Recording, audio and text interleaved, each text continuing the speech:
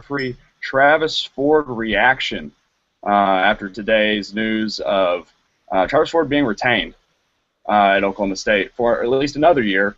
It may just be one more year. It may be more. We'll see as the years go by. But today I've got with me at Graham Caulfield here, CowboysRightForFree.com. Got Gerald Tracy with us as well, and Nick Tyler, all from Cowboys Right for Free. And guys, it's been an interesting day. Looked like things were going to actually end up going the opposite direction of what it turned out to be. It appeared that Travis Ford was going to be gone by the end of the day, or maybe tomorrow or sometime in the near future, and comes out that he's not going anywhere. He has the full support of the administration, and moving forward, he's the man. So, Gerald, I'll go to you first. What was the first thing that came to your mind when the official news broke? Definitely that Holder does not like to be wrong, and he doesn't like to admit he's wrong. This definitely just seems like one of those things where, men get older and they don't change. They just get richer, and they still don't like to admit they're wrong. They still get in fights with all their friends, and it's a bad situation all around. It's a lose-lose. You fire Ford, you lose $5 million. You keep him, and you lose all your fans. There's no way you can.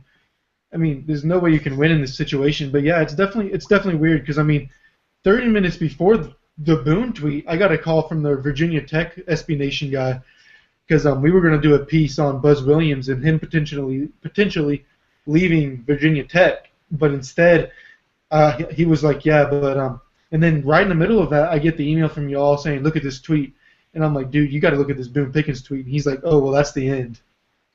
Yeah. He said straight up, like, as soon as Boone says anything, that's the way it's gonna go. Yeah. Because all they know out there in Virginia is that Boone Pickens is our guy. But it got to just gradually climbed, and it just got worse. I don't know. Now, and Gerald, let me ask you this, because I know you're dealing with the guys, the Virginia Tech SB Nation guys. How nervous? What was the feeling from them, and the little bit that you talked to them on, what the likelihood of their coach leaving, if and when Travis Ford was to be let go? Was there any indication of how nervous they were about that? The nervousness, I guess, what you could call it, it wasn't really there. It was more they were a little surprised that he was on the list, and they were like, oh, we'll be surprised if he leaves. He's only been there for a year. They admitted that it is a rebuilding program, so they have to go through all the rebuilding process. So it was more of like would Buzz want to leave after a year? And then when I told him that he's put his name in for the job already before, they said, well, okay, but there's also, you guys are already going through this huge, can you even afford to buy out Ford? Then you'd have to buy out him too and pay for his contract. They said that they're more worried about Texas stealing him away, because he is on the short list for Texas as well. I believe it's him, Greg Marshall, Avery Johnson, I believe is the other name. Avery Johnson. Is that who it is? I think it's Avery. It's one of their former players. I know John Lucas Sr. is also potentially on that short list. And Shaka Smart. Yeah, Shaka Smart. That's the other one I was thinking of. But this whole thing with Ford, if you want to put a positive spin on it, you could say maybe they're buying a little more time. A few years from now, the buyout goes lower. 3 years from now, this is saying Ford, he doesn't get another extension. But 3 years from now, Bill Self is done in Kansas. 2018, he's done. That's a year away from Ford's buyout. It'll be a hell of a lot cheaper. Who knows? Maybe they're trying to plan for a better guy, a better situation, more planning to replace Ford. But that's also putting a lot of eggs in one basket. Yeah, absolutely. Now, Nick, let's go to you. The same question that I gave to Gerald. What was your first reaction to the news after this entire conversation has been going on all day? The dialogue that's been, it's out. He's the lean is him out the door, not him staying in. So what was your reaction after all day going from one way back all the way to the other side? Yeah, I've heard the more like established, I guess you can say established media weren't gonna jump to the rumors really, but when the Oklahoman put out that piece, I thought there's no way we're coming back from that because exactly. the relationship between after all this has got to be just awful. So now they're on full scale rebuild. That anything you hear from here on out is probably a little bit of BS. Just trying to rebuild that trust. But I thought there's no way he's able to come back. And when Boone sent out that tweet, I knew it was over because I knew, hey, if he's got Boone's support, then Holder's not going to touch Boone. But also, I thought that to comment on what Gerald said, to go along with that, I think Ford's days are numbered. I think if he does not at least win a tournament game, maybe even have to win 2 in this next season, he's probably gone next year. For as much crap as he as went on just this year, he's probably going to have to be gone after this year if he doesn't have any more success. Yeah, absolutely. I'd have to agree. Really, one of the few things that I think kept him here, obviously the money is a big majority, but you got 2 big recruits coming in that could have left with him gone. If Travis leaves, Evans is likely out. Ibaka's thinking about leaving. Ibaka's already probably a project as it is.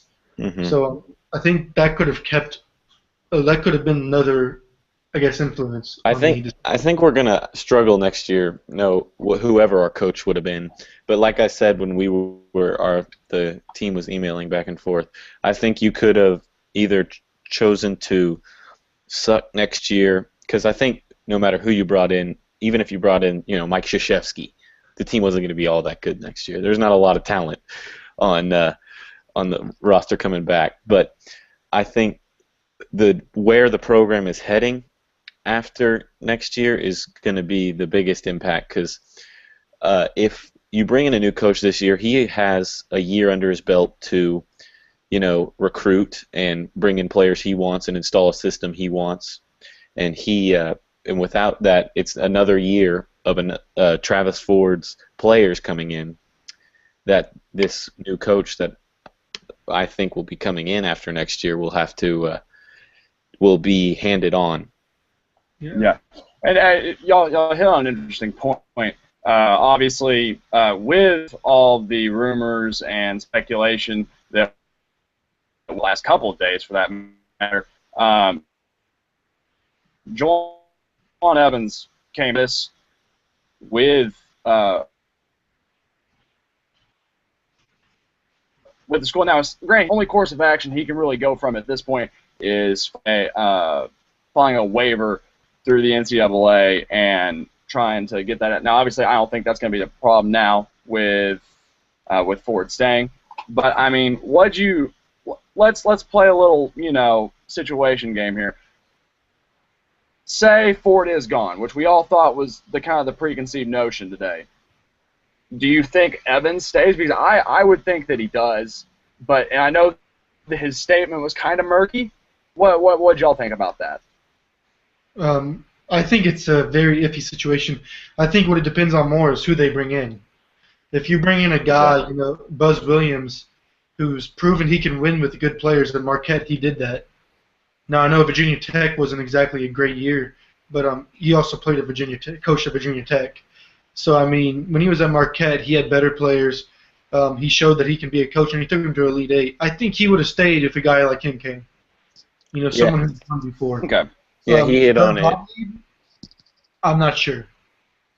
Yeah, he hit on it. I think who they brought in would have a big impact on his decision, and I think maybe something that was holding up the whole Ford thing is if they wanted to have someone lined up that they could introduce, within a couple of days, because I don't think that's something they could leave up in the air for too long. Yeah, and I think that the fact that Buzz Williams' buyout was what, $7 million, I believe.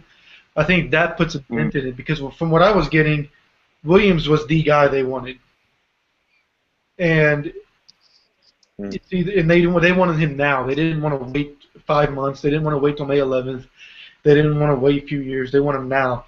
And if you want to pay that $7 million, great, but that's another problem. That's another. I mean, putting 5 plus, what is that? That's 12. Yeah, 12. On top of his new contract that you got to pay. Yeah, so you're paying $12 million before you even bring the guy in with his contract. Mm-hmm. Yeah. Yeah. I don't know. It would have been interesting, I guess, to see what I see any sort of positives coming out of this. And one thing that I mentioned on my Twitter earlier was, and Gerald, you'll be able to speak this a little bit as well, being in the media department, how different things have been from a PR standpoint and just an action standpoint in the athletic department. We saw last year with the Sports Illustrated issue that came out that was all about Oklahoma State, how swift and decisive action was regarding that from the athletic department and from the school administration, everyone involved. It was quick and it was painless. Whereas today, and I mean, it only takes at this point 12 hours.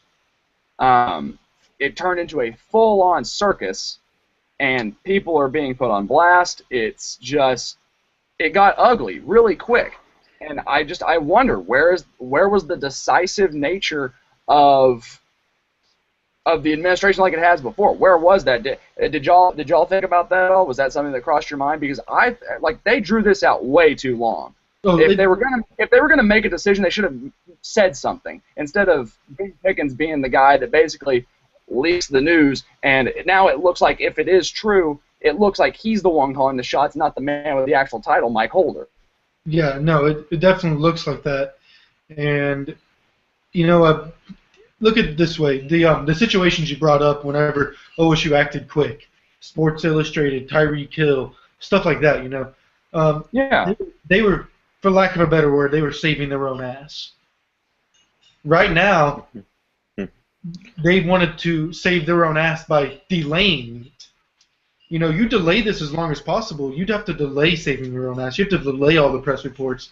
You have to delay all the questions and comments from media members. Right, so they had to delay it, and Holder, obviously, just like I mentioned before we started the live, he didn't want to admit he was wrong, whatsoever.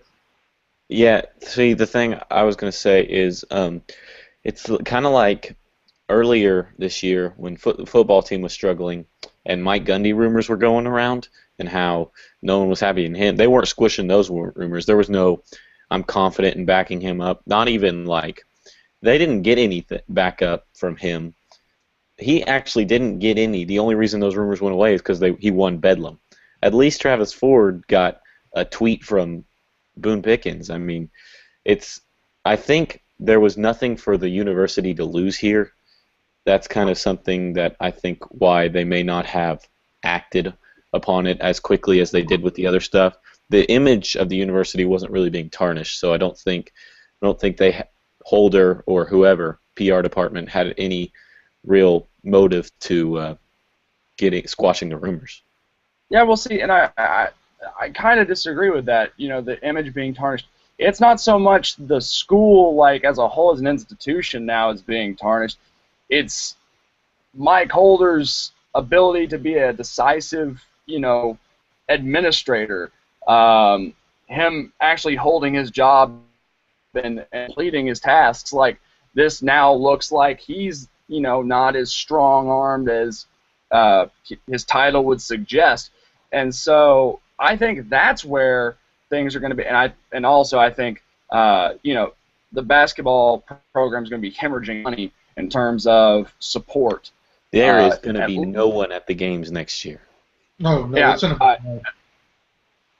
I think it'll be under 5,000 for average next year. I mean, obviously there'll be the big games that people show up to, and honestly, for games like Kansas and OU, those games will be full with people from the other team, not OSU fans. Mm-hmm. So it'll definitely be one of those things where the audience average will be aided by people not wearing orange. I'm curious if the attendance, because the student section is always so full, but I'm curious if the attendance is ever so low that it catches Holder's attention, where he's, at the game or, watching on TV, and he's looking and he sees there is no one in that giant stadium. I'm curious. Well, it should already grab their attention. I mean, this year, student involvement was a lot higher, and I'm speaking to this from a lot of, hands-on experience. Student involvement has not been like this, like it was this year.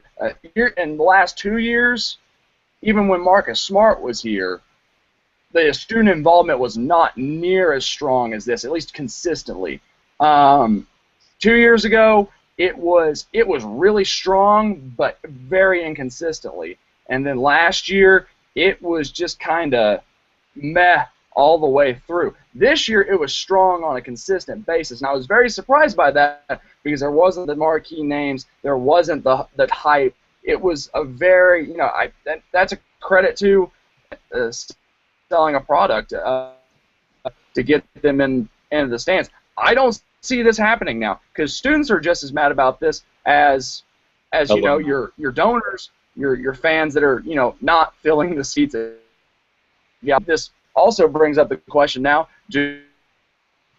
because the only way I think now that you're going to entice anyone, that at least not from a non-student standpoint, to entice someone to come to an Oklahoma State basketball game is to lower the prices. They're already very high, and that's part of the reason why people aren't coming. Another part of it is the the fact that we're in the middle of two major hubs, and just travel just doesn't work a lot, especially for midweek games.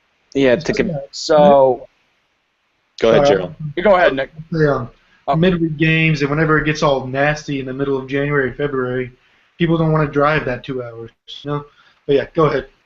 I was going to say, I think we can relate it kind of to football. If we don't win Bedlam, then I think next year we see an even, because this year already we saw a little bit of dip in attendance. I mean, can you imagine in basketball when alumni aren't already showing up? If they aren't doing well, because I don't think people are going to pay that, as you said, is the prices are already pretty high. People aren't going to come to see a crap product. Yeah, absolutely. And now you've got a arguably crap product with a very shaky foundation. So and this was a bad situation on all parties because this throws Travis Ford out in the cold because there's been nothing from him yet, and we're sitting here, everyone else is barking back and forth, Boone Pickens, Mike Holder, the media, the fans, everyone, and Travis Ford's out here sitting in the cold. There's been no statement from him. Honestly, this has been because it was handled so poorly. He's going to be one that hurt the most, and he hasn't, besides being the coach, hasn't said anything yet. And I think it's a crummy situation for him. I think that take some responsibility on the fact that they kind of let Ford kind of catch the brunt of this when this was an administrative thing. And this goes back to when they made the contract, let's see, six years ago now? Or, I can't remember. I think he has 4 years left. Does that sound right? I think he has 4 left, yes. Yeah, so 6 years ago. Yeah, and and if you look at, we had an article up, I think it's been about a week ago, or 2 weeks ago, about the Travis Ford contract. And actually, if you check that out, it'll have the complete line-by-line legal language. You read that, all the leverage in the world is in Travis Ford's court. Their leverage is not in favor of Oklahoma State. So the man was going to get paid one way or another. And so now you're just kind of, it was poorly handled. And that's honestly what I'm most upset about. I can honestly deal with another year of Travis Ford brand basketball because at least I know what to expect. But at the same time, I do not like the way this was handled in any way. Gerald kind of got a kick out of that. What you got? Sorry. You got anything to say? I was just, Travis Ford brand basketball is funny to me because it's all poor shot selection. You got 2 offensive plays, and you either allow 40 points or you allow 80 points. There's no in between. The three-man weave is unstoppable. What are you talking about? Let's play in the book. I love it because it's always the same thing. The third guy to get it's always Forte, and if he can't shoot, he gives it to LeBron to either drive the ball or shoot the 10-foot elbow shot. I love it. Well, there's no LeBron next year. This sucks the most for Phil Forte because all the talk coming into next year is going to be about Travis Ford. Yeah. And it's his senior year, and they're not going to be that good. And I just think, and there's going to be no support because people are upset for because of the coach. So I think he's catching the players themselves are catching a pretty big blunt to this as well. But like you were saying, Graham, this is all on Holler. Like someone doesn't go to the round of 32 and you just offer them a 10-year contract. That was where he screwed up. And I was looking back.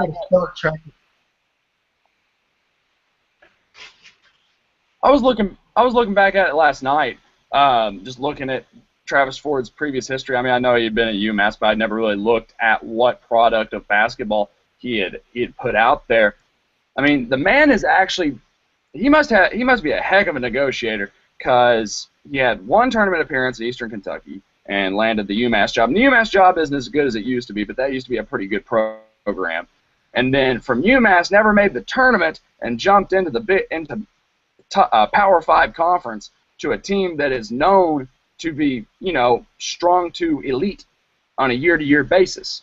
So he's done a good job of doing some big hops, from Eastern Kentucky to UMass to Oklahoma State on very little, in tournament.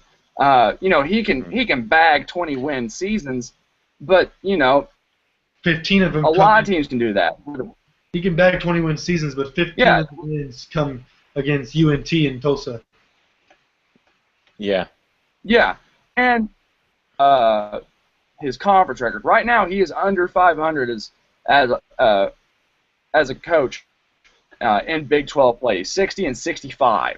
Now, it's not bad. It's not awful, but that's not acceptable when you're talking about. And I understand we're holding a very high bar for this program, and that bar has not been reached in a long time. But that's the only way. I think it's fair to hold that bar, though. It's like we've never won a football championship, but I think we we hold a standard that's a goal that we have. I mean, let me put it this way. I know we hate to talk about them, but those guys down south in Norman, OU, they've won how many football championships? 7. And on down years, they could have 10 down years, and they're still going to expect the best product on the field. Mm-hmm. I think it's fair for us to do that out of the basketball program. I think that's fair. I mean, I know it was, almost 100 years ago, but we won 2 championships way back. One of the only schools to do it. And, I mean, we've had coaches like Eddie Sutton. We've had greats, Brian Reeves. We've had great players. I think it's fair to think that we should be a top 25 program year in and year out. We should be a round of 32. There's no reason. We're not treating this like Kentucky does with Billy Gillespie. Heck, this has been, I guess, almost 10 years now with Billy Gillespie. He was there at Kentucky for 1 year and was fired. Kentucky, that's a different program. That's, top 5 job at all times. But even for Oklahoma State, if you're wanting a top 25 job at all times, which I think is a completely reasonable standard to have, given the success the program's had in the past, 7 years, I mean, at this point, usually the general track for coaches anymore is you get 3. You get 3 given years, and maybe 4 if there's a constant progression upward. But 3 is about the cap. Now, we've doubled that. Mm-hmm. 7 years, that you have to have consistent winning basketball, and he has. He has had consistent winning basketball, but not where it counts. And I guess that's where the line has to be drawn. Because if we've plateaued, is this where we want to keep the program at? Because I don't think the boosters want that. I don't think the general fanship wants that. And I honestly don't think the athletic department really wants that deep down, because when the program's doing well, the money's flowing in better. So I don't really understand the decision making, but I do understand that it is a business decision to keep $9.6 million in the pocket and not be shelling it out and then paying potentially another $7 million to a buyout for another coach if that is what would have happened. I mean, you're talking. Let's see, that had been.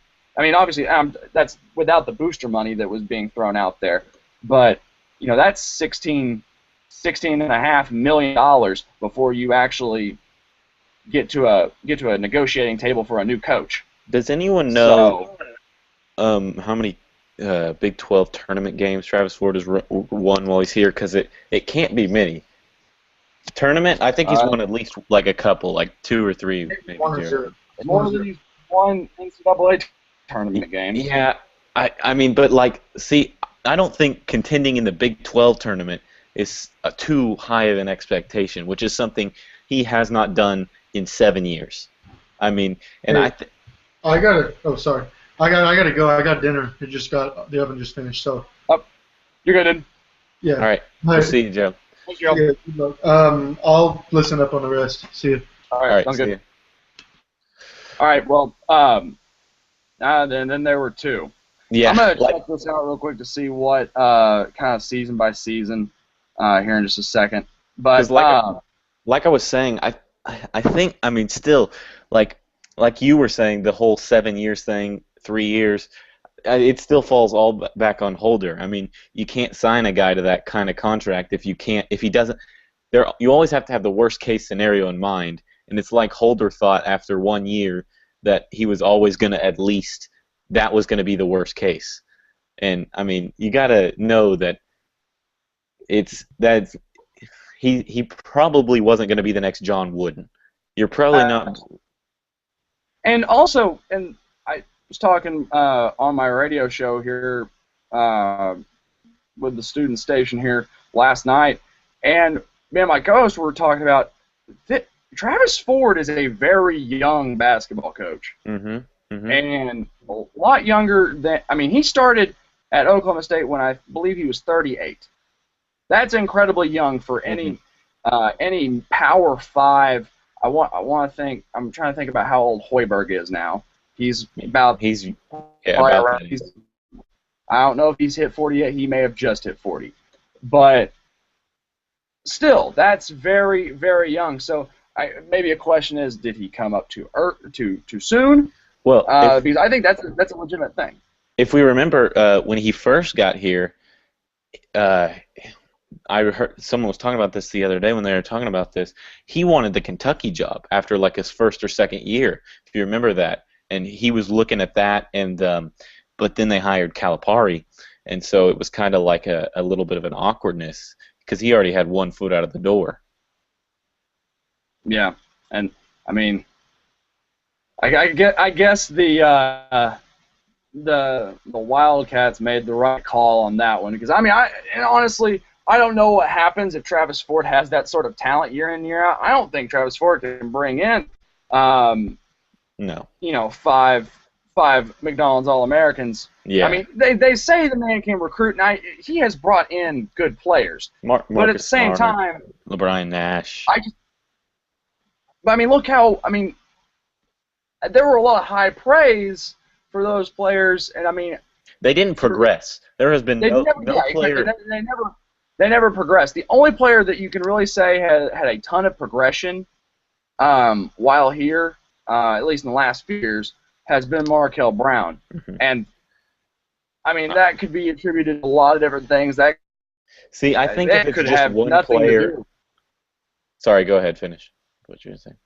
No, I said that may have nothing to do with Travis Ford, for all we know. I feel like if it's one player, only one player having progression, that's pretty player-driven. Marcus Smart came in as a really good player and left as a really good player. He didn't come in as a really good player and leave as a great player. LeBron Nash came in. Yeah. We thought, when he came in, if you remember, we thought he could be a one and done.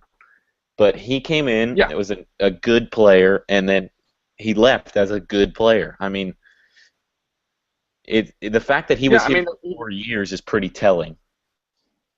Oh yeah, absolutely. And I think there's a little bit of a mental side, like a maturation side of that was needed for him. But at the same time, you're absolutely right. It is very telling to see what happens. And I will expect, unless proven wrong, I will expect the exact same thing out of Evans when he comes next year. And I'm sure he'll probably. I mean, I have a feeling he'll probably be the starting point guard this next year. I don't think Travis Ford is going to give the reins to Tyree Griffin completely. I think there'll be still a solid rotation, but I think that Evans, just based on what skills he has as a young player, I think that will override what are there. Let's talk about the starting five for next year, because this is a crapshoot. Yes. I mean, my goodness. We thought that this year would be a down year in terms of talent, and it turned out to be, in some ways, a pleasant surprise. If we look at it, like, this year we thought we were going to miss the NCAA tournament. But we were talking about this a couple weeks ago in an email thread. We were saying that, like, how maybe they've actually overachieved this year. But we saw this team's potential when they went on that 3-game win streak, and they beat Texas and Baylor and Kansas, I believe. I mean, we saw this team could make a run at maybe the Sweet 16. I mean, I think that's why we got upset about, like, we said they're underachieving. But next year, really, if we make the NCAA tournament, I would say Travis Ford has done a good job. I'd have to agree with that. I mean, even with Evans coming in, you're looking at if let's say Evans is the starting point guard, you're looking at a lineup of Evans, Forte, Newberry basically playing the 3-guard system, Mitchell Solomon and Anthony Allen. And I think it is a crime if Anthony Allen is not starting, because I understand that he's raw and I understand that he's kind of a powder keg in terms of emotions on the floor. But at the same time, you cannot let your 7-footers rot on the bench. Mm-hmm. The last 7-footer that got significant playing time was Philip Jurek, and we've had two since then. Mm-hmm. Like, I mean, Marek Suchek's also 7 foot. So I mean, if we're going to really get down to brass tacks, you've had 3. But who's going to score off that lineup? And we know that Ford's not known for his, like, offensive system paralysis. He's not Greg Popovich, but we're going to need him to be next year if we want to, like, score enough points to actually beat teams. We're going to have to hold teams to a final score of, like, 10-9. I mean, because if teams can lock down on I don't really know. I don't know what Evans. I haven't watched a ton of film on him. I know he's a pretty complete guard, but I don't know how much of just an outright scoring threat he is as the point guard. Mm-hmm. I think from what I've seen, I kind of think more of Anthony Hickey in terms of scoring ability. Now, granted, Hickey had some games where he was killing it and he was scoring some points. I think that'll be the same way with Evans. Mm-hmm. I think it'll go back right to where we all expect it to go, and it'll be, a couple of, like, 2 or 3. It's Hoosiers, but with ball screens on Phil Forte. You get 3 ball screens on Phil Forte, then you shoot. I mean, it's silly. Yes. I mean, the fact that the general fan can look at it and say, all right, well, here's what's about to happen on an offensive set. Consistently, not just one time. It's not just a lucky guess. Mm-hmm. Watching games this season, myself, highly predictable. Myself, standing on the floor there, it was like a game of red light, green light. I could, as the ball was being passed around, which doesn't happen a lot, so there's that too. There's not a lot of sharing basketball going on with Travis Ford. But, when the ball was being passed around, it's like playing a game of red light, green light. I could say red light, pass the ball. Green light, and it's Leighton Hammond shooting a 3. Like, it's so unbelievably But remember, they don't take bad shots. Yeah. I think this was a good year to do it, because I think next year a building year already, if we're going to use that buzzword. See, people were saying it was. And so, go ahead. I think that if there was going to be a time for this to happen, it was going to be now, because next year, let's jump 2 years ahead. You're talking, okay, Jawan Evans is a sophomore, Phil Forte's gone. Newberry's gone. Allen's gone. Mitchell Solomon's a junior. It's really going to go back to recruiting. Yes. I think also this is a year that if Travis Ford is going to mix up a system, this would be the year to do it. And I think if a new coach comes in, this is his year to install the system as well. Because we know that they're probably not going to be a Final Four team that you're messing with the chemistry of by installing a new system. So I think this would definitely be a year to do that.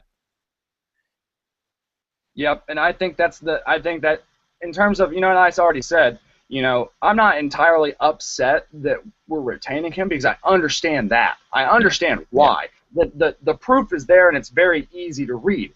But I mean, it can go. You can place the fault on whoever wrote up whichever lawyers wrote up that contract, because it is ambiguous and it does not have leverage towards the. And most of the time, when you're giving you're negotiating a contract, and not to mention that I think there should be an embargo on all things 10-year. Contract-wise in all sports. You see it all the time now with baseball. Baseball is, the new king of 10-year contracts. Hockey used to have a big problem with it, but it presents a level of complacency because you have so much job security that your performance is not as necessary as it would be if you have a 5-year contract. Yes, that's a reasonable contract. Yes, but when you present 10 years, for most coaches, that's a good third to half of their entire career. Yeah, I mean, you give those kind of contracts to, the legends, proven national champions. I was telling this to my roommate today. I wouldn't have given a 10-year contract to Jordan in his prime, just because you don't want complacency to keep creep in. And I don't think that's been the case, at least not on the surface. I think it's just been.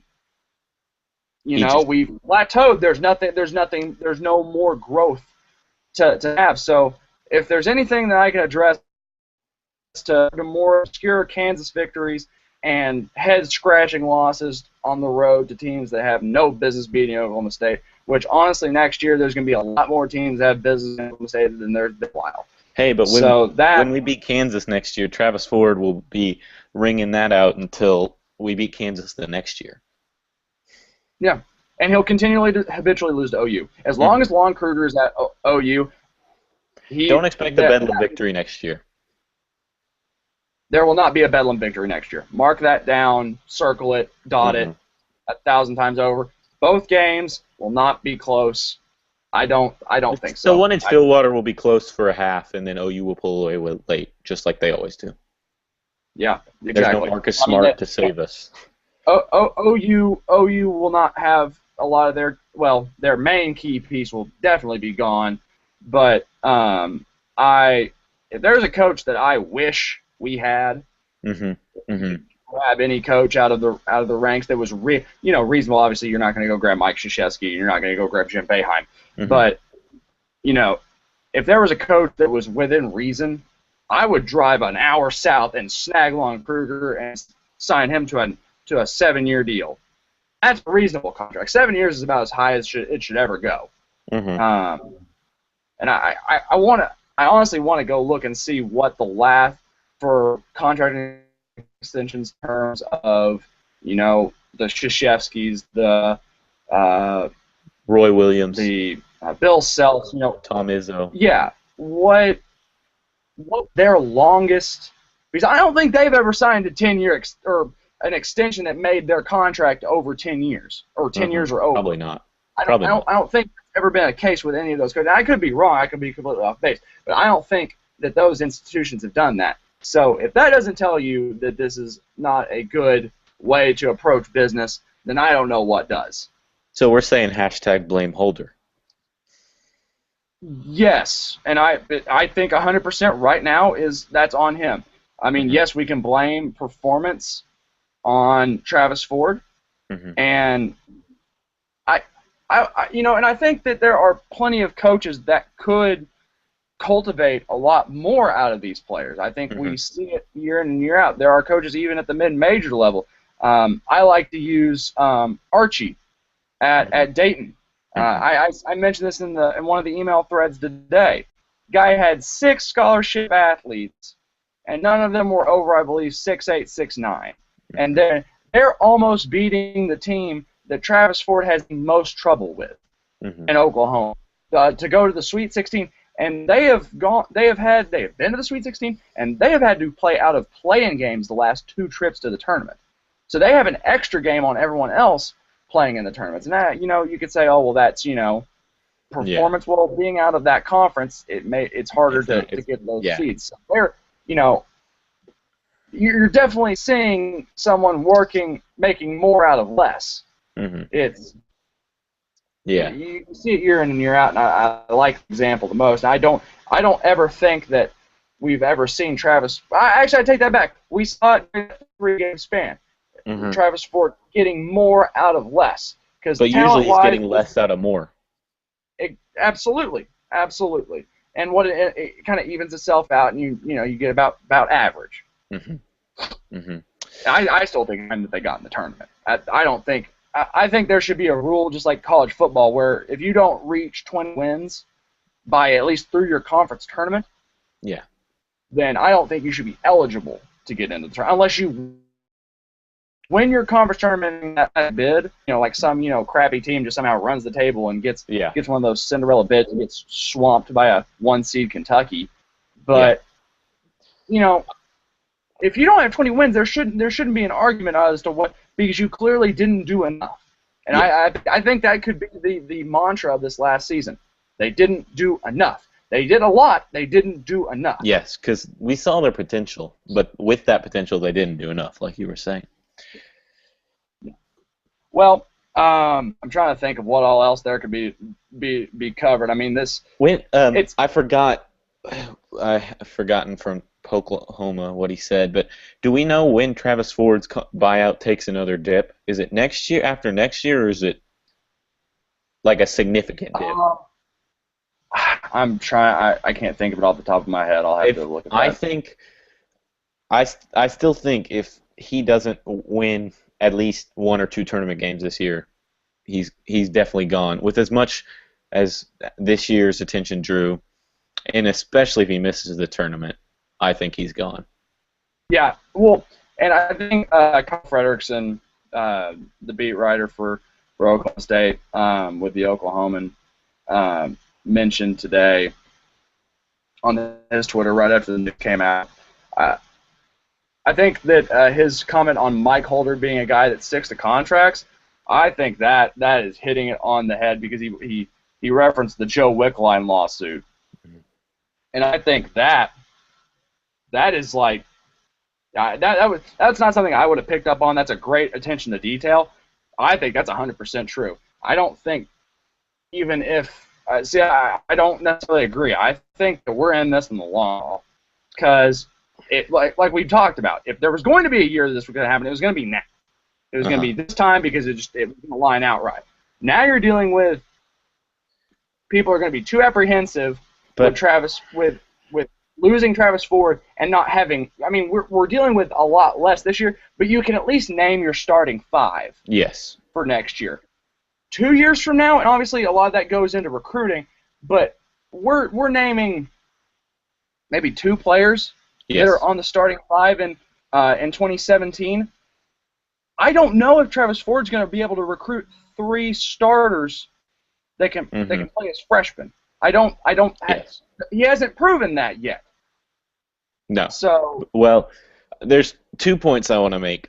For Holder, obviously, the performance wasn't bad enough to take over the money. See, I don't really think money is an issue, but I think going forward that's the case. It'll be when performance is poor enough that he's willing to cough up that money. And I forgot what my second thing was. If I remember it, I'll bring it back up. But if you have anything to add.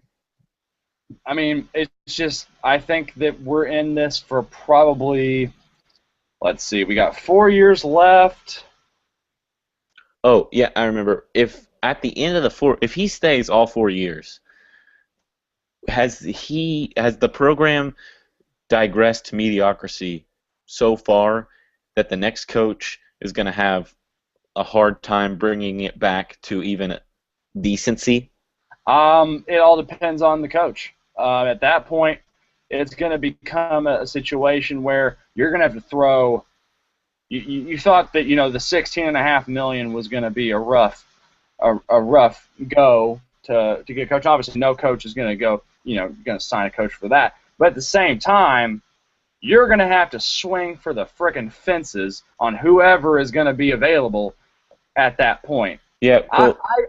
I think what'll happen is I think if no change in 3 years, he's gone. I think he bought himself out of this 3 more years to the point where there's 1 year left on the contract, because I think that's where probably Holder folds on this issue. I think he can ride it out and say, oh well, okay, 1 year left. That's not as big of a deal as 4 years left. Yeah. And the buyout will be much less, and he'll probably, just because for whatever reason, this is the idea I have in my head about it right now, I bet he calls those same boosters that offered to help with the buyout and say, hey, you want to help buy out now because it's real cheap, and that way it's no skin off the. I think he's lost those people for good. Oh, absolutely. Oh, and I think that's right too, and I think that was alluded to in our email thread. So, I have a question for you. What is from here on out with Travis Ford? What is the worst case scenario, and what is the best case scenario? Worst case scenario is that they finish last in the conference either next year or the year after that. And does he stay around? If it's last, I feel like Holder cannot get away out of. If they finish last next year or the year after, Holder will not be able to find a way out of getting rid of him. I think if it happens next year, I still think they'll find a way to weasel out. 2 years from now, I think that the fan base will be so brimming over with almost rage that I think it'll just be because of the pressure. And I think the pressure cooker's on high right now. We've seen that already. The fan base, honestly, about as bad as I've seen it. It's not. I would almost say right now, and the support was already there with football, and there was a divided group of Gundy, yes Gundy, no Gundy here at mid-season. And I'll admit, I was getting very tired of the antics that Mike Gundy was throwing out to the media and just to the fan base at large. He has since then done a complete 180 and is much more approachable, has a different outlook on things. I think someone gave him some advice on something, because he is not the same Mike Gundy that we have dealt with the last several years. He is he's very open to spring games now, and I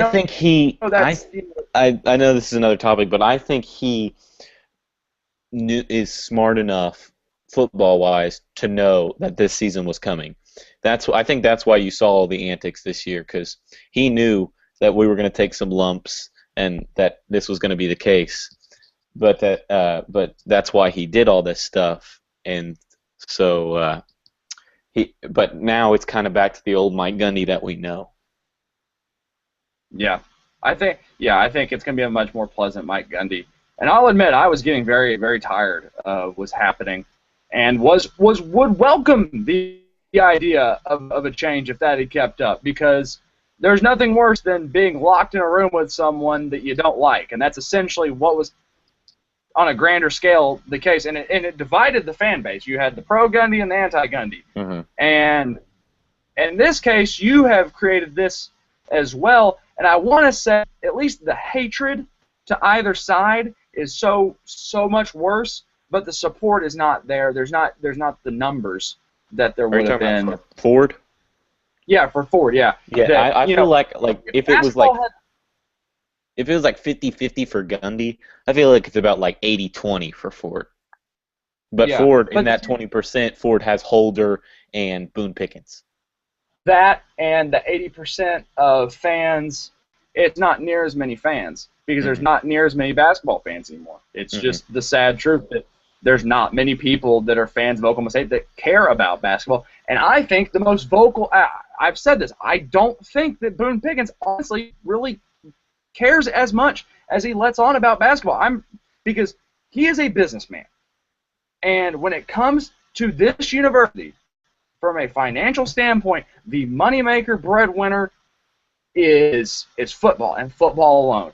Basketball is I would say because I feel like it has to be either breaking even or losing money at times because of just the bad. Oh, I feel like it's probably losing money. And at this point. so football's keeping this thing afloat, and it keeps a lot of this university afloat. Mm-hmm. And so him being a businessman, he knows where the bread is buttered, and that's on the football side of things, not at basketball. He did play college basketball though, if I'm gonna dispute your point. So I mean, I don't know if that translates to him caring now, but I'm just throwing that out there. I feel like that. Okay, let me put it this way. I don't think you have, minus the fireworks, during the Texas game, the last game this year, they had the big, we've reached $1 billion and all the donor money for the university with their last campaign for fundraising.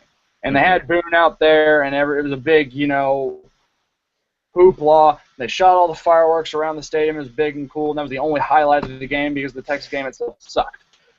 Yeah.